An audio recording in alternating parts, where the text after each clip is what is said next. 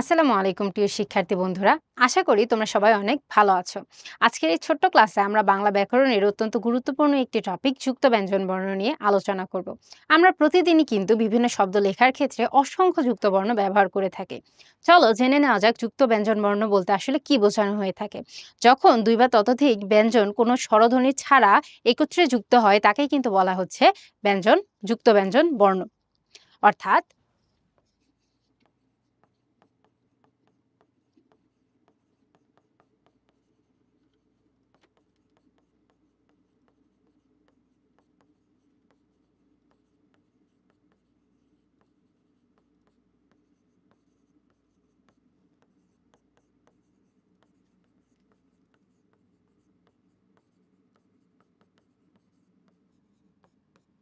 এবার চলো জেনে নেওয়া যাক যুক্ত ব্যঞ্জন বর্ণ কত প্রকার।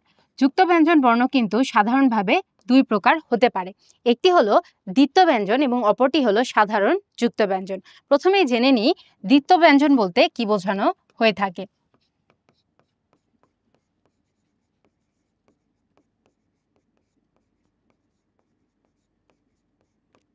যখন একই ব্যঞ্জন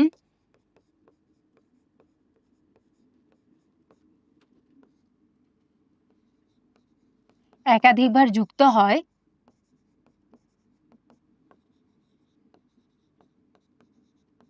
তাকে কিন্তু বলা হচ্ছে দ্বিত্ব ব্যঞ্জন।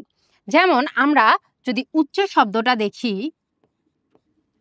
এই যুক্ত ব্যঞ্জনকে ভাঙালে আমরা পাবো চ যোগ চ।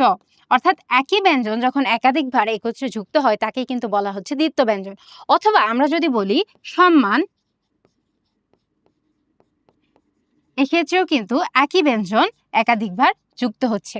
অপরদিকে আমরা যদি আলোচনা করি সাধারণ যুক্ত ব্যঞ্জন নিয়ে,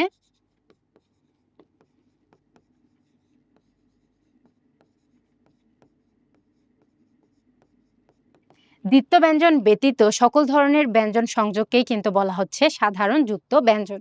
অর্থাৎ দ্বিত্ব ব্যঞ্জনে আমরা দেখলাম একই ব্যঞ্জন একাধিকবার যুক্ত হয় এবং অপরদিকে সাধারণ যুক্ত ব্যঞ্জনের ক্ষেত্রে একাধিক ধরনের ব্যঞ্জন একত্রিত হয়। উদাহরণ দিলে আমি বললাম তন্ময়, এক্ষেত্রে দেখো তন্ত ন যোগ ম। অথবা আমি বললাম লক্ষ্য, এক্ষেত্রে ক্ষিয়কে ভাঙালে আমরা পাবো ক যোগ মূর্ধন্য স। অর্থাৎ একই ধরনের ব্যঞ্জন না হয়ে একাধিক ধরনের ব্যঞ্জন যখন একত্রিত হচ্ছে তাকেই কিন্তু আমরা বলছি সাধারণ যুক্ত ব্যঞ্জন। এরপরে আমরা আলোচনা করব চেনা বা শনাক্তকরণের উপর ভিত্তি করেও কিন্তু যুক্ত ব্যঞ্জন বর্ণকে দুই ভাগে ভাগ করা যায়।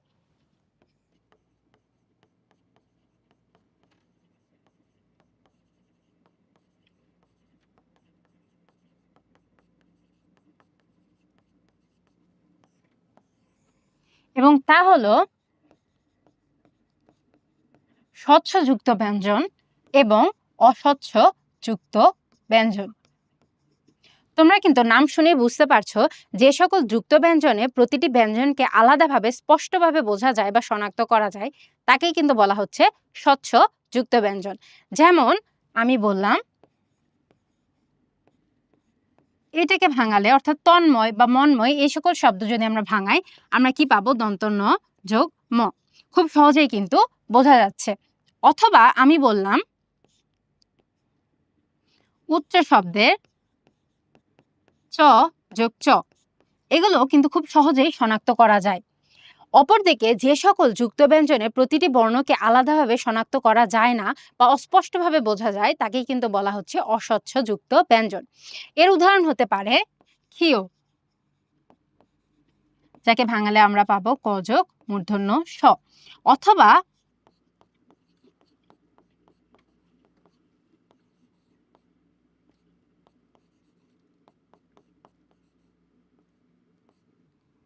এটি হলো অস্বচ্ছ যুক্ত ব্যঞ্জন। তাহলে আশা করি তোমরা যুক্ত ব্যঞ্জন সম্পর্কে একটি সামগ্রিক ধারণা পেয়েছো। তোমাদের সাথে পরবর্তীতে দেখা হবে অন্য কোনো বিষয় নিয়ে। আসসালামু আলাইকুম।